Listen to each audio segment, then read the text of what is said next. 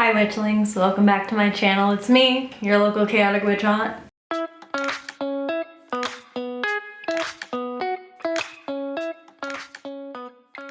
And today I am starting up a conversation about spellcrafting. What kind of, I guess, inspired this video is someone asked me what kind of methods I use to manifest. And I had this kind of almost realization that I guess I don't do a lot of manifesting by itself, if that makes sense. I do a lot of manipulating energy, and to me, manipulating energy or manifestation is a part of a greater whole. So I decided to have this conversation, and I have notes because notes. Okay, so this was going to be a spell walkthrough. I guess it's kind of a spell walkthrough. This is also kind of, I guess, basics of witchcraft. But if you go anywhere on the internet, you're gonna find people talking about manifesting, and it's everywhere. It's everywhere. You can manifest this, you can manifest your dream life, all this other stuff. I do talk a little bit about manipulating energy in my book, Spells for Change. It is coming to the US on April 26, 2022. I talk a lot about the basis of spellcraft, manipulating energy, etc. I don't talk specifically about manifesting because to me, the term manifesting and how it's done doesn't necessarily align with it, like the law of attraction. I kind of work under a different theology, but I figured this would be a good time to kind of talk about how I see manifestation as similar to manipulating energy, as well as the origins of that terminology, etc. You can pre-order this, by the way. You can pre-order it for April 26th. And I am very excited. If you are in Europe, the UK, Australia, India, or New Zealand, it is already out and you can order it right now. So, to me, manipulating energy is kind of the basis, one of the bases for spellcraft. And I see a lot of manifestation as being very similar to it. In my UPG, in my opinion, manifestation is bringing things forward that you want, manipulating energy to get a desired result, which is, to me, a basis of spellcraft. Did manifestation start off as a, pillar or a Western ideal or a kind of idea or foundation for witchcraft? No. A lot of the info you see on manifestation, because if you look it up, you're going to see a lot about the law of attraction, comes from ideas from Buddhism and other ancient practices within Eastern esotericism, with a little bit out of Christianity. And I think that similar ideas have existed throughout the history of witchcraft, ideas around kind of working towards goals, manipulating energy, etc. But credit belongs where credit is due, and that is to Buddhism, Buddha, and Christianity in itself. The kind of ideas that we see in New Age spirituality are 100% from those theologies. There is a specific section of Christianity in the Bible that people cite, as well as specific teachings from Buddha, which I will give to my editor and have them put in. So that's kind of why, I guess, because I don't really do a lot of manifesting, is because my practice is folk magic. It's very much on a what do I need, how do I make this happen, and while that is very similar to manifesting, I don't use that terminology a lot. There are a few ways that I do manifestation, and the basic way for me is my basis of spellcraft. Figuring out my intention, or what goal am I trying to receive? Is it prosperity, new ways to receive money, passive income? And then I study the best way to get this intention out into the universe through whichever method I see fit. Sometimes it's as simple as doing a sigil or a petition and placing it in a money bowl or burning it. And sometimes I write out everything I am hoping to gain within a time period, and I continue working towards those goals or those manifestations throughout that time period. I actually have a box that I keep. It's messy. My desk is very messy right now. Please don't look. This is my box. It's where I keep most of my manifestations that I've been working. Yeah, there's salt in here, so I'm not taking them out all the way. So within here, I have a bunch of salt. Looks like some rabbit heels, eggshells, lapis lazuli, quartz, and carnelian. And then I think this is, I don't know what crystal this is. It could be unakite. It's not rose quartz. I don't know what this is. Okay, herbs as well. And so you can tell my manifestations are in these little bags, and I usually seal them with wax. And to me, these manifestations are kind of how I centered my spell work for these different things. Oh, I just spilled salt all over my floor.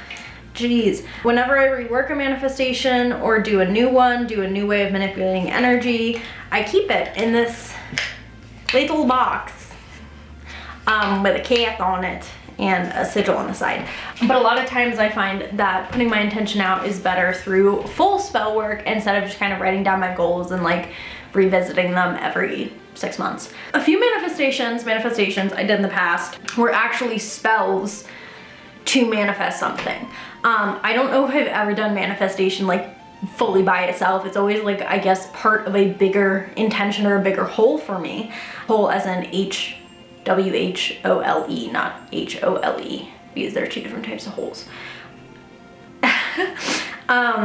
I did a manifestation or a spell to manifest the person I'm supposed to be with, or to manifest my soulmate, put it in that box, and I worked on it on all the holidays and Sabbaths I celebrated for a while. So for reference, I did that spell to manifest like the right lover in 2020, right, like with Freya overseeing it.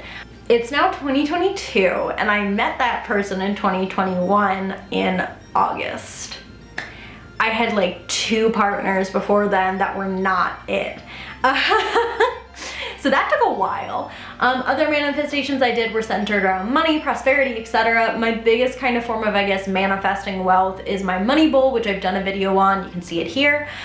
Yeah, and so when I did that, I wasn't necessarily just manifesting like, oh, I want my soulmate, I want the person I'm supposed to be with. I wrote out all these specific traits, the way I wanted them to treat me, what I wanted in them, and what I, you know, could be in the relationship for that person. It wasn't just like, I want my soulmate to appear, bring it. There was a lot of growth and work that I personally had to do before I was ready to meet that person. If I had met that person in 2020, I would have like not realized it, which is why it's till 2021 and 2022. But things that I wrote down were like, I want them to respect me, I want them to be funny, I want to be able to laugh with them, I want, you know, like, and I look back and I see a lot of like basic baseline respect things, but for me at that age, I was like, how old was I? 21 when I did it, maybe 22. I'm 23, turning 24 this year.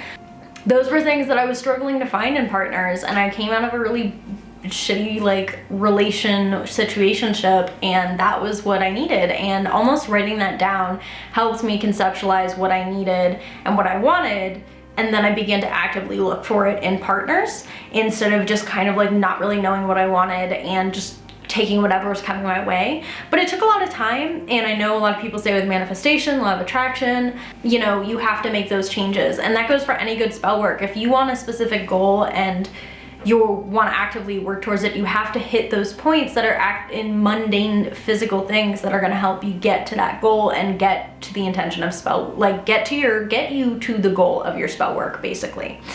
The biggest thing I do with my spells and when I'm manipulating energy, my manifestation is I always write in the present tense. This is something that I wish people told me sooner. I don't see it a lot online. I don't say I will.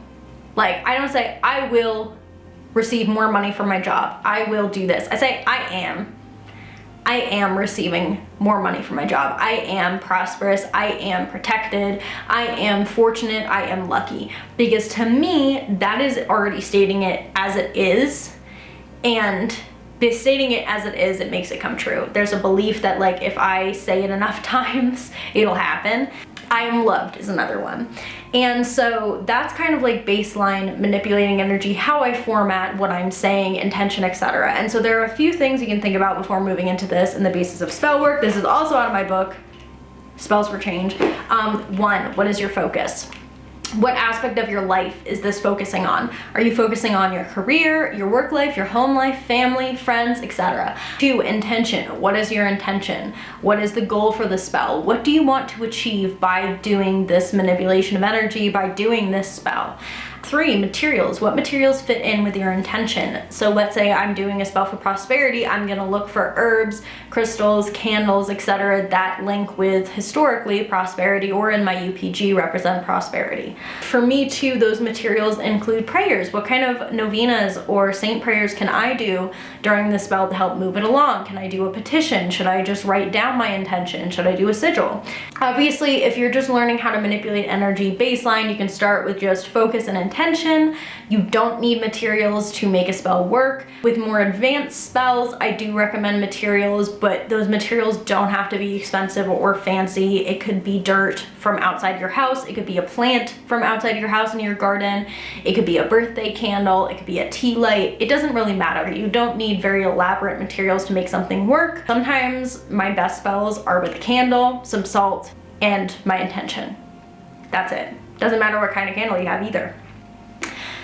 In my book, I also kind of talk about questions that I ask myself before I do any spell work. Not everyone has to do this, but I do this because my energy is precious as a chronically ill person, and I think very carefully before I do a spell.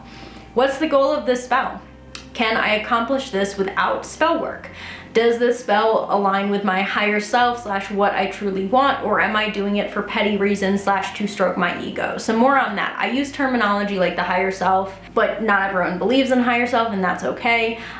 For me, the better way of saying this is like, is this spell going to benefit me and help me grow?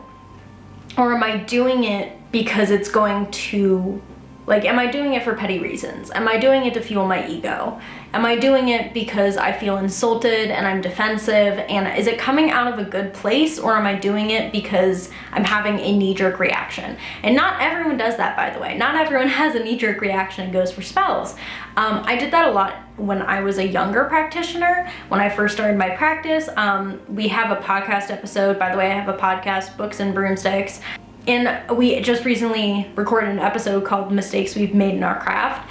And I do talk a little bit about how, you know, like one of my knee-jerk reactions was to do a curse on someone when I didn't fully understand curses. And it was kind of just like, I was bitter and hurt by what they had done. So my first reaction was to do a hex or curse, which can work very well if you do it correctly, especially against rapists, abusers, pedophiles, etc. If there's some deep-seated trauma there, it can be very therapeutic for you to do a hex or curse on them. It can be very good, but it isn't always good. Sometimes those spells are coming out of a place of like, this person made me feel less than, I'm going to do a spell on them. And sometimes when the intention is shaky, the spell can backfire. And I say that with so much love in my heart. I've seen so many spells where someone did something out and their intention was like a little wonky and it got whoop. And so this is gonna depend on you as a practitioner. What does a wonky intention look like for you? What does a pure intention look like for you? And by pure, I don't mean like necessarily it's gonna only serve your higher self and higher good. Sometimes we do spells that get us down and dirty, and we do it for petty reasons, and they end up working out fine. But not always. By the way, this is me disagreeing and adding nuance to my own fucking book. Here's a tip. If you're an author, you're gonna read it back like a year later, and you're gonna be like, I don't know if I agree with that anymore. I'm crying. Like, I read that, and I'm like, did I write that? I think that you shouldn't do spells for petty reasons or reasons that fuel only your ego. But I do recognize that sometimes that pettiness leads to a spell in which it helps you through, like, it's therapeutic. It helps you deal with trauma. It helps you deal with emotions. But I didn't add that nuance in there because I was younger when I wrote this book. Anyways, well, yeah. It's okay if you disagree with that part, because like sometimes I read my own work and I'm like, you know what, I don't know if I agree with that anymore, because my opinion's constantly changing. Other questions. Is this spell something I'm willing to spend my time on? My time and energy. Is this spell have a price I'm willing to pay? How big is this spell? Is it a little spell, or is it something that you're really gonna need to change and grow and do shadow work and focus on yourself? Do you have the time and space for that right now? Are you ready to pay the price for the spell? Are you ready to deal with the consequences that the spell may bring in? The answer isn't always yes, and that's okay. Truly, that's okay. These are obviously geared more towards spell work than manifesting, and creating spells than, you know, manipulating energy baseline, but I do think that these questions could be applicable to any situation. If you're planning on manifesting something into your life, are you fully aware of the possibility of things that you may need to change, that you may need to grow from, that you may need to do shadow work on, do therapy on, deal with traumatic things or deep-seated flaws before you reach that goal? Are you ready to change in that way? If not, hold off and give yourself the time and space and do it when you're ready. I literally bought a spell candle being like, I'm gonna do the spell directly after this 9-day, 7-day spell I'm doing. I talked to my friends about what happened when they did it, and I'm like, I don't know if I'm emotionally ready for that. I'm gonna wait. I don't know if I can deal with that right now. In the past, I've done some manifestations, like goals for my TikTok, etc., but I also found that for me personally, spell work was more beneficial. Mostly because manifesting and manipulating energy for me is just a part of a greater whole. Like, that is the baseline intention, what I want to bring into my life, how I'm gonna bring it in, what I want, what are my goals. And then I kind of add on to that in terms of spell work. I do a candle, I do a jar, I do all of these things to kind of get myself there, and I continue working it. For me, obviously, I have things that are like more intense and need more work and time than others. Like, I did a protection from internet trolls candle, which I haven't lit in a couple days because I'm an idiot, but it's like it's like a whole endeavor. Like, I'm still working that candle. I'm still working that candle. That candle went out and everything went to shit. And then some things are just like a chime candle, a taper candle, and I'm done. And I can redo it when I feel like I need to. But it's really up to you. I don't know if this answered this person's question about what methods I use for manifesting, but because I don't manifest by itself usually, I figured I'd make an intro to spellcrafting video.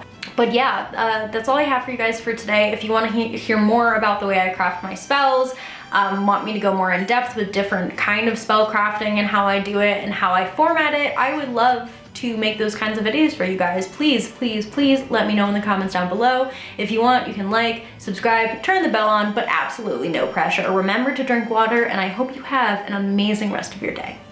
Sa benedica.